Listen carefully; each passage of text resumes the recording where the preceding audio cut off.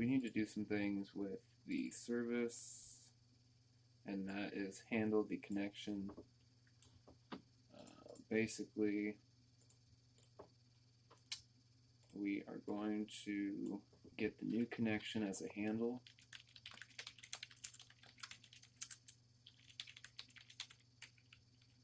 WebSocket. So now we have the new client as a handle, and we want that handle to respond to a trigger mechanism, and we need to include the library for this, so that way our signal pops up. So signal text message received. We're going to do this again, slot incoming text message Q string. Alright, incoming text message Q string, and we'll call it message.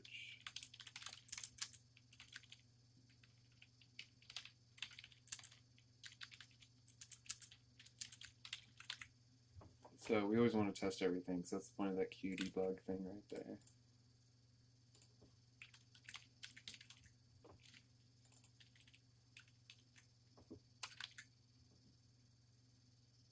Alright, so this should work. However, we do need to make the handle live past the end of this function's life. So we need to put it into somewhere in this header here, outside the local, I forget the nomenclature, but it's like the local memory management. I'm going to do that by creating a list of clients, and then initialize list of clients.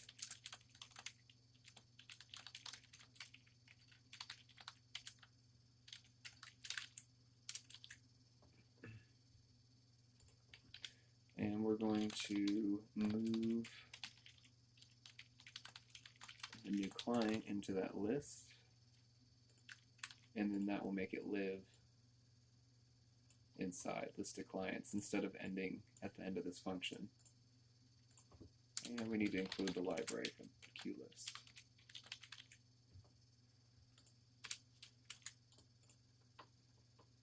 Some very basic things, but not always easiest to put together if it's your first run of a new compilation concept. So now I think this will run. Oh, we got to change that dot to a point, an arrow, to indicate that it's a pointer variable. So let's run this.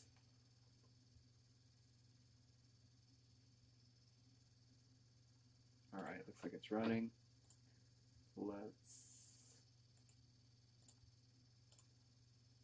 do this. Let's go back to our JavaScript, and on socket service, on connection to service, on message equals, actually we don't need that yet. I'm thinking of something else. We need to go to tutorial.html and look for this. We'll see send message for our send message button. So that's what we need to do.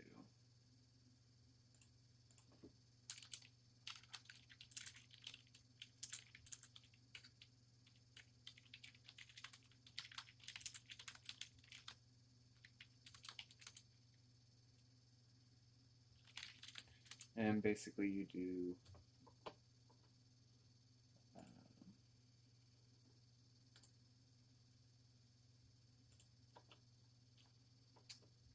forget how this one goes.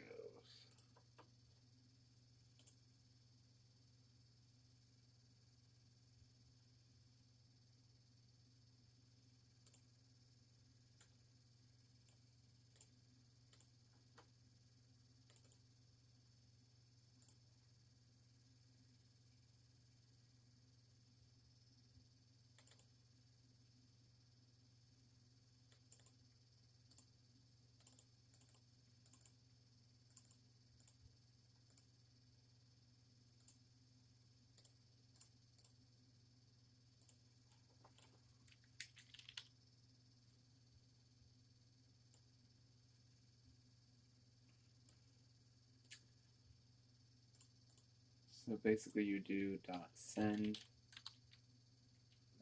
and then the message. However, we want to get it from our message to send input.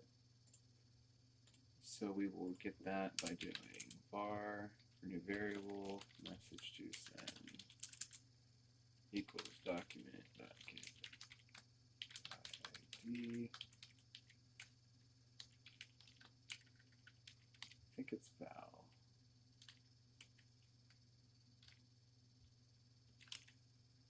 Let's just make sure.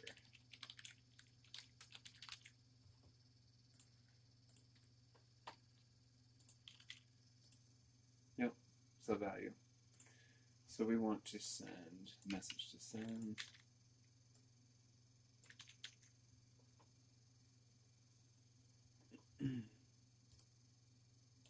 Run it. And let's do this. Test, send message. Incoming message test. So we can't really do much with that. What we should do is store the message temporarily. Or I'm sorry, what we want to do is iterate through the list of clients and give them the new message, because we're not doing any databases. We're just making a simple client. So what you should do is use constant iterators, which is my favorite, however complex they, or I should say non-readable, however non-readable they look. Iterator equals list of clients dot const begin.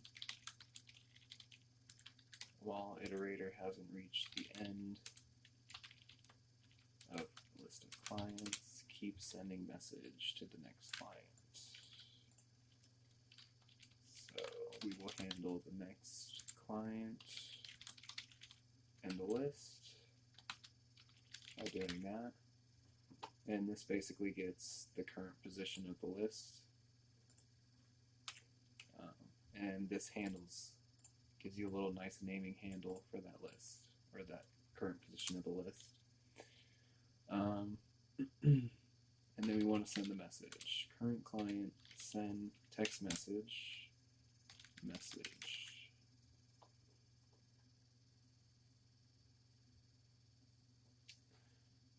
So let's see here.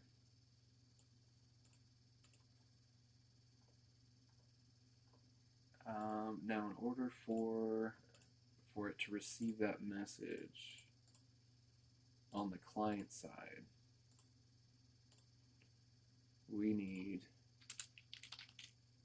socket on message equals function event, and then var incoming message from server event data. And let's just make sure this works before we start running some operations over it.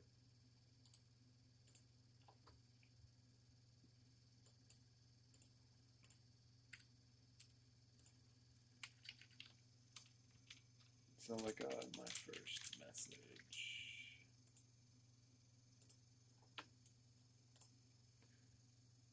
So for some reason that didn't work. I see why. We forgot to, this is basically an endless loop until we do iterator ++, or yeah, just ++. And we want to make sure this is running too. So do qdebug message.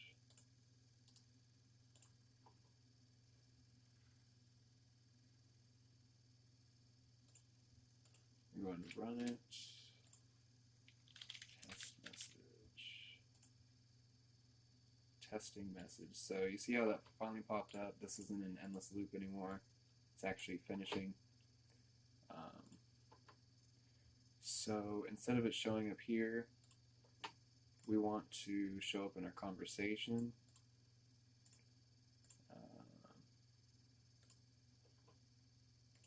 So you would take the server message and do document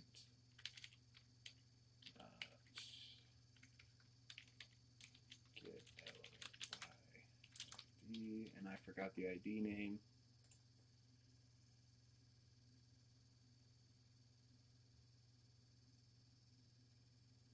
Let's see, kind of confused here.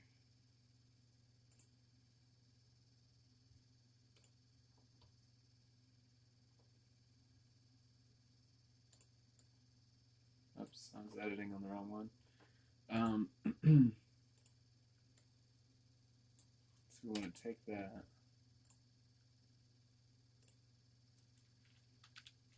Let me just fix that. I'm not supposed to see that.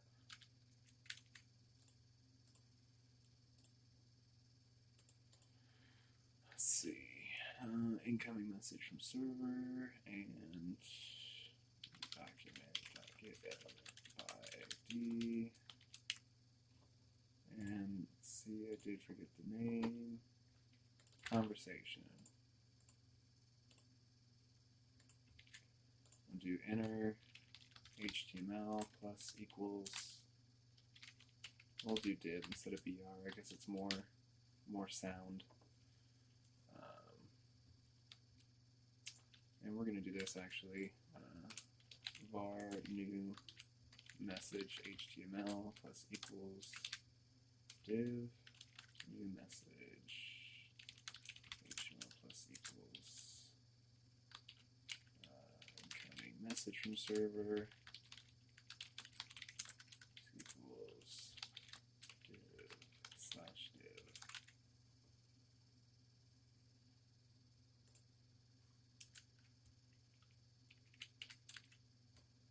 Okay, so and then we set it. Format new message to add to conversation. Append to conversation window. So now, let's run this and do this. Refresh. Hello. And then you see hello there. And this does actually work.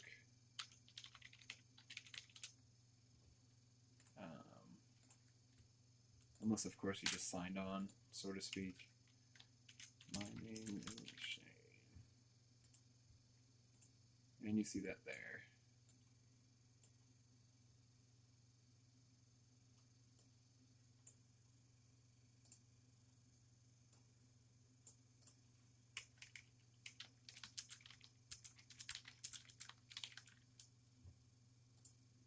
And there you go. You pretty much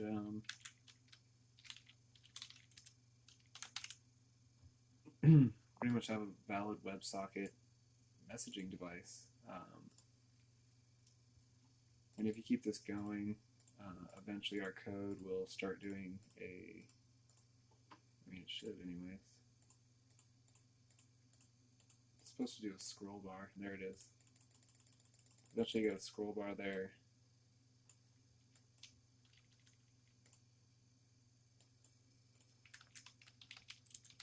You know.